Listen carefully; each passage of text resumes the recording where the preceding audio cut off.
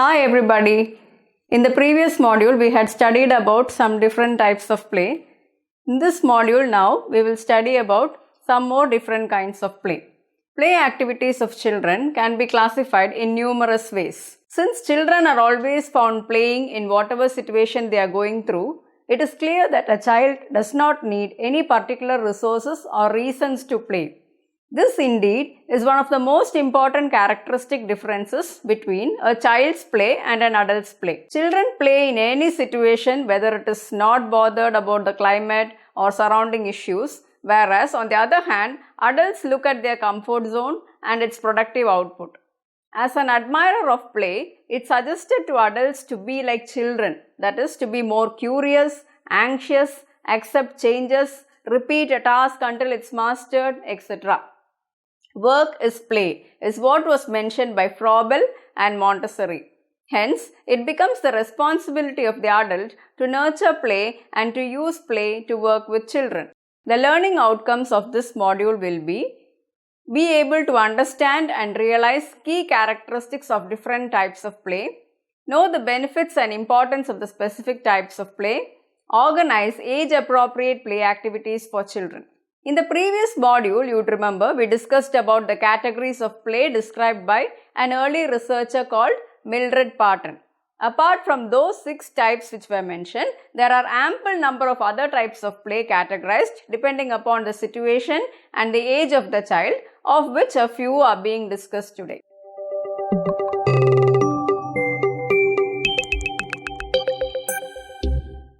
There are different types of play, namely active play, passive play, constructive play or manipulative play, physical or motor play, rough and tumble play, fantasy play or dramatic play or pretense play or symbolic play or even imaginative play it is called. Then you have adventure or exploratory play or risk-taking play, creative play, language play, sensory motor play, practice play, games with electronic gadgets, traditional games, competitive play, social play and games. This particular module is divided into 3 sections, and in this section we will learn about the first 3 types of play, namely active play, passive play and constructive play.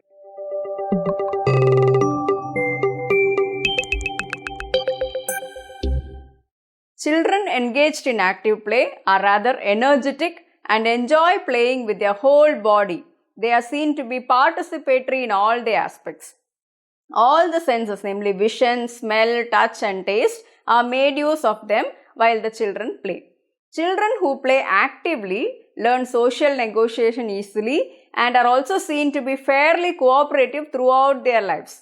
Better opportunities are made available to develop the communication skills, social skills, sharing, social values, etc., which are the other benefits enjoyed by children who engage themselves in active play, apart from having and developing a friendly attitude towards others. For example, James is a 4-year-old active player. He plays with his toy train by dragging it to and forth around the track.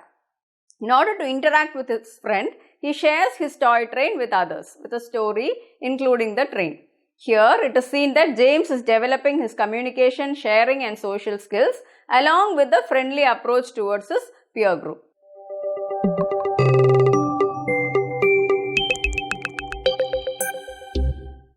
Active movement and active involvement is not a feature of this kind of play. Here usually children watch the others play and observe how other children are using language, how they are playing, how they are acting and how they are using their intelligence in play. Usually children do not engage in passive play, but it is more of a play for adults. Examples of passive playing may include activities such as watching matches on television rather than playing by oneself. Children should not be allowed to engage more in passive play because it tends to develop laziness in them and they also have a high chance to develop communicable diseases during adulthood. For example, a child of 3 years watching his elder brother playing cricket in the field is a passive player, where he just observes the playing style, movement or action and the calculations in the field by his brother.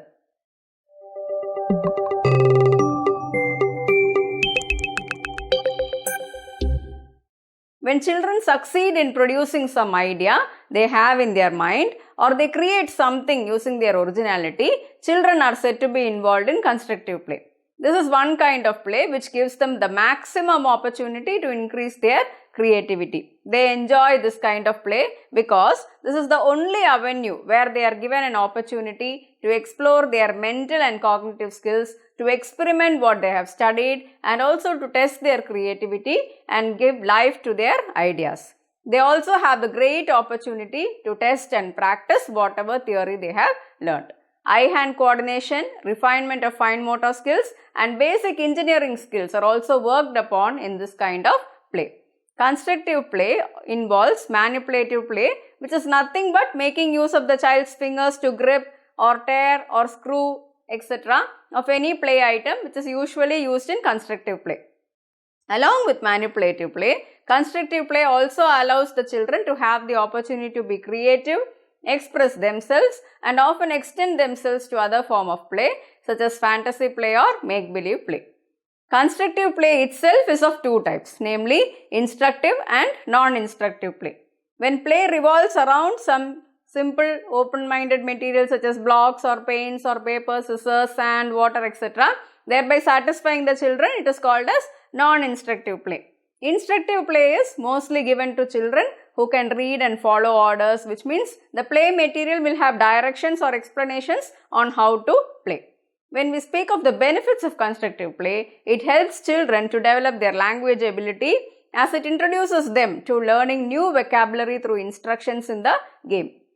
Socially, they develop largely since they patiently listen to the orders and follow them step by step, which in future will help these children to follow tasks as required. It also helps children in developing and building their creativity and imagination during non-instructive construction play. Children never repeat the play, but each time they are creating new ideas. For example, Monty, a boy at the age of 3, while playing with blocks and cars and etc., he creates cars, buildings, houses, people, etc. using his creative ideas with the blocks. When Monty reached 6 years, he had a car's building set with instructions on how to construct the car. So Monty, he looked at the instruction steps and then built the car. He is also guided by his parents. So in the first place, he used his creativity, and in the second part, he got an opportunity to develop language and social skills.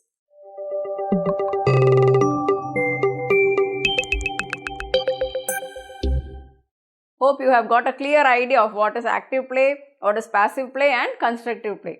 Usually all children follow all these three types of play, whereas active and passive play are followed alternatively and bigger children are involved more in constructive kind of play. Having learnt about these three types, see you in my next video with a few more types of play. Thank you.